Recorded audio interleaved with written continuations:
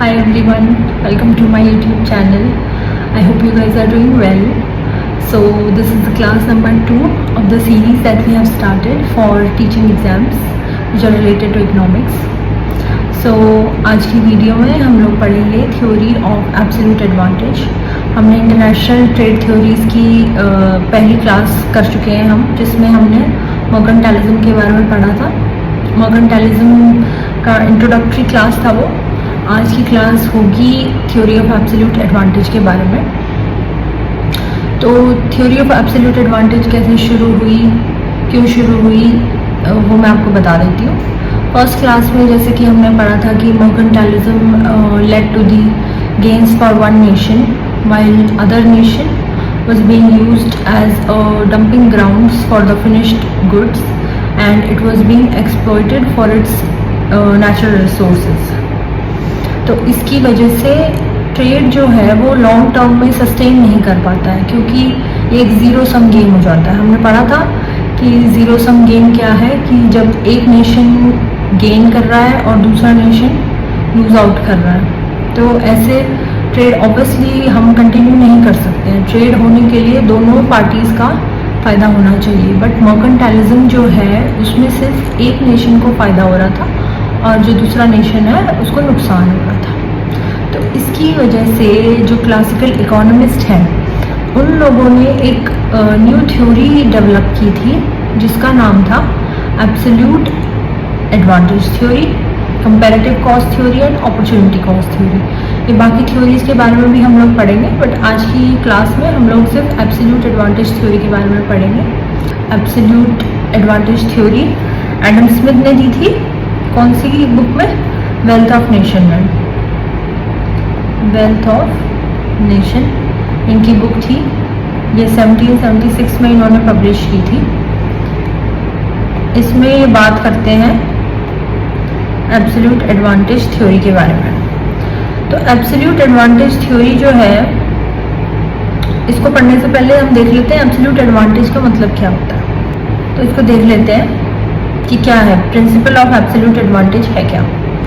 Absolute advantage refers to the ability of a country to produce a greater quantity of a good than competitors using the same amount of resources. Meaning एक country अगर ज़्यादा quantity produce करती है किसी भी good का using the same amount of resources, मतलब input तो वो इतना ही यूज़ कर रही है जितना पहले यूज़ कर रही थी, बट हमारा जो आउटपुट है वो इंक्रीज कर दिया उसने, तो उसको होता है एब्सोल्यूट एडवांटेज। उसको कहते हैं हम एब्सोल्यूट एडवांटेज। सिंपल है, अगर आप उतना ही इनपुट यूज़ करके ज़्यादा आउटपुट बना रहे हैं तो ऑब्वियसली आप एडवांटेज पे हैं। एडवांटेज पे हैं तो उसकी वजह से कॉस्ट हमारी लो हो जाती है। जब कॉस्ट लो हो जाएंगी तो नेशन को फ़ायदा होगा। तो इसी प्रिंसिपल को यूज़ करके एडम स्मिथ ने कहा कि अगर कोई कंट्री एब्सोल्यूट एडवांटेज पे है एक गुड को प्रोड्यूस करने में, तो उसको वही गुड प्रोड्यूस करना चाहिए और उसी गुड में उसको ट्रेड करना चाहिए। ऐसे ही कोई दूसरी कंट्री भी होगी जिसको कोई फ़ायदा होता है एक गुड को प्रोड्यूस करके। अब यही मेन क्रक्स है इस थ्योरी का कि एब्सोल्यूट एडवांटेज का मतलब क्या है। एब्सोल्यूट एडवांटेज का मतलब है कि एक कंट्री की ability to produce a greater quantity of a good than its competitors using the same amount of resources. तो वो कहते हैं कि प्रिंसिपल ऑफ एब्सोल्यूट एडवांटेज को एडम स्मिथ ने सिर्फ लेबर को यूज़ करके ये थ्योरी डिस्क्राइब की थी। मतलब उन्होंने इनपुट में सिर्फ लेबर को यूज़ किया था। इनपुट में हमारे जो फैक्टर्स ऑफ प्रोडक्शन होते हैं, 4 फैक्टर्स ऑफ प्रोडक्शन होते हैं हमारे, land, labour, capital and entrepreneurship. But इस थ्योरी के लिए एडम स्मिथ ने सिर्फ लेबर का यूज़ किया था कि सिर्फ लेबर है हमारी इनपुट और लेबर से ही हम जो है अपना आउटपुट बना रहे हैं, ये इन्होंने अज्यूम किया था। नाउ आगे पढ़ते हैं। For 2 nations to trade with each other both nations must gain. हमने पहले देखा कि मर्केंटाइलिज्म का कोलैप्स क्यों हुआ था, क्योंकि सिर्फ एक नेशन की वेल्थ इंक्रीज हो रही थी, बाकी नेशंस की नहीं हो रही थी। तो ऐसे में लॉन्ग टर्म में ट्रेड को सस्टेन करना मुश्किल हो जाता है। तो इंटरनेशनल ट्रेड जो है उसके लिए दोनों नेशंस का गेन करना बहुत ज़रूरी है। Trade should be mutually beneficial, otherwise trade नहीं होगा लॉन्ग टर्म में। If one nation gained nothing or lost, it would simply refuse to trade. Obvious सी बात है, अगर आप किसी के साथ ट्रेड कर रहे हैं और आपको सिर्फ नुकसान हो रहा है तो आप ट्रेड क्यों करेंगे, है ना। आइए हम इसको देखते हैं। According to Adam Smith, trade between two nations is based on absolute advantage. हमने अभी देखा absolute advantage क्या होता है। तो when one nation is more efficient than another in the production of one commodity but is less efficient than the other nation in producing a second commodity, then both nations can gain। वो क्या कहते हैं कि absolute advantage जो हो रही है, एक नेशन ज़्यादा एफिशिएंट है प्रोडक्शन में एक कमोडिटी के, बट कम एफिशिएंट है दूसरे नेशन के मुकाबले दूसरी कमोडिटी में। मतलब हम मान लेते हैं एक एक्स कमोडिटी एक वाई कमोडिटी है, एक्स में तो उसको एब्सोल्यूट एडवांटेज है, बट वाई कमोडिटी जब वो प्रोड्यूस करता है तो उसको एब्सोल्यूट डिसएडवांटेज है। अब एडवांटेज और डिसएडवांटेज कैसे हम देखते हैं, एफिशिएंसी के बेसिस पर देखते हैं। वो कहता है एफिशिएंट ज़्यादा है एक को प्रोड्यूस करने में, एक गुड को प्रोड्यूस करने में। तो एफिशिएंसी का मतलब दो वे से हम देख सकते हैं, या तो उसने लेस रिसोर्स यूज किए और सेम आउटपुट बनाया तो भी उसको फायदा है। दूसरा, या उसने सेम रिसोर्स यूज किए बट मोर आउटपुट। ये दोनों वेज ही डिटरमिन करते हैं एफिशिएंसी, यानी आपने कम रिसोर्स यूज करके ज़्यादा आउटपुट बना लिया, या उतने ही रिसोर्स यूज किया, इनपुट उतना ही है बट आपका आउटपुट ज़्यादा हो गया। तो दोनों वेज में वो कंट्री एफिशिएंट है गुड को प्रोड्यूस करने में। लेकिन ऐसा नहीं हो सकता है कि सारे गुड्स को प्रोड्यूस करने में एक कंट्री एफिशिएंट हो, एक कमोडिटी में एफिशिएंसी होगी उसकी, दूसरी में नहीं होगी। तो जो सेकंड कमोडिटी जिसमें उसकी एफिशिएंसी नहीं है उसको वो एक्सचेंज कर ले दूसरे नेशन से। यानी ट्रेड कैसे होगा, जिस कमोडिटी में आपका एब्सोल्यूट एडवांटेज है आप उसको प्रोड्यूस करें, और जिसमें आपका डिसएडवांटेज है आप उसके बदले उसको खरीद लें दूसरे नेशन से। ये ही मेन चीज़ है इस थ्योरी की। If a country could produce a good cheaper than country B, then country A has the advantage and could focus on specialising on producing that good. तो ये स्पेशलाइजेशन की बात करते हैं कि आप जिस गुड को प्रोड्यूस करने में एफिशिएंट हैं उस गुड में स्पेशलाइज करें और उसी गुड को प्रोड्यूस करें। एक एग्जांपल के थ्रू इसको समझते हैं। सऊदी अरेबिया और जापान, ये दो कंट्रीज हैं और ये दो गुड्स प्रोड्यूस कर रही हैं, ऑयल और कार्स।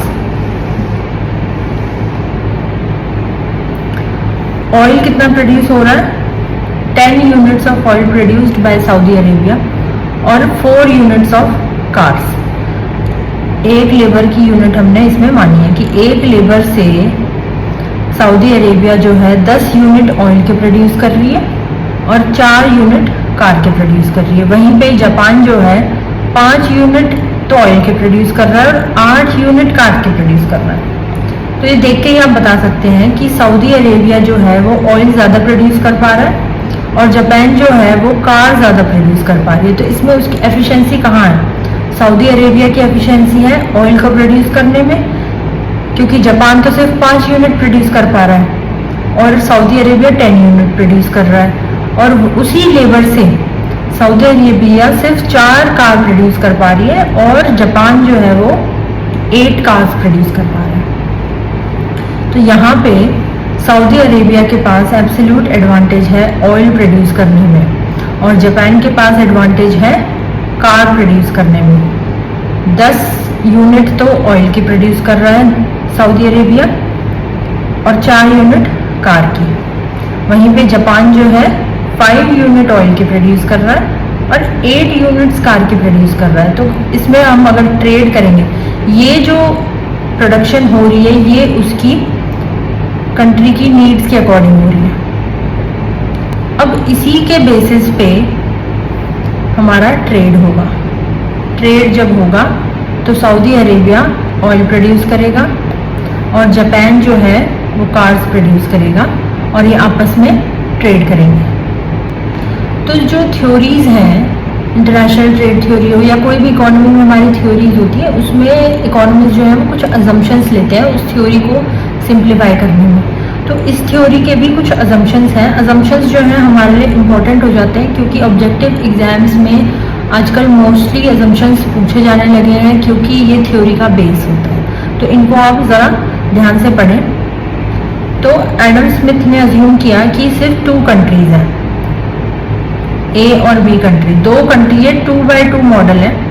2 कंट्रीज उसने अज्यूम किए और 2 गुड्स प्रोड्यूस करती हैं वो।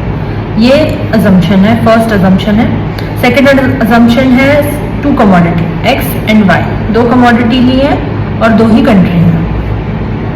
लेबर उन्होंने ओनली फैक्टर ऑफ प्रोडक्शन माना है। मैंने आपको बताया कि इनपुट में सिर्फ वो लेबर का यूज़ करते हैं कि सिर्फ लेबर है हमारे पास और बाकी फैक्टर्स ऑफ प्रोडक्शन यूज़ नहीं हो रहे हैं। And labour is homogeneous. Homogeneous का क्या मतलब है? होमोजीनियस का मतलब होता है आइडेंटिकल।